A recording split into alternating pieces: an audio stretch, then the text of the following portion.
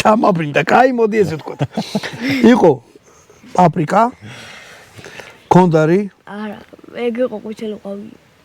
პაპრიკა, ყვითელი ყვავილი, სვანური მარილი და კონდარი. ხო. და უცხოსუნელიც იყო ცოტა შერეული. აჰა, ჩამომყვა რა სამარენკი რა. ესე. ეს ხო ჩავყარე. ბატონო დავით, ამას ეხლა ის ხილი მოგინე ამას. დაატრიალი მოხსენი, კაცო. ამას უნდა დაასხათ ეს მაშარაფია ბუდიშტ. აი მას მოხსენი. ცოტა ზეითუნის ზეთი, ზეითუნის ზეთზე მინდა რაღაცა გითხრათ.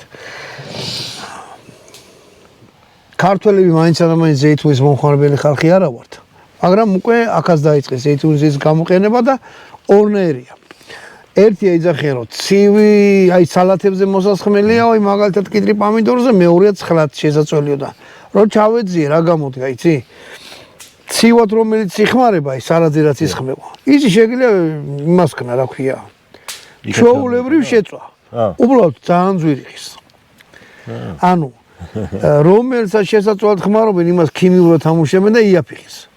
იმიტომ კი არა რომ ცივი და ცხელისა არა.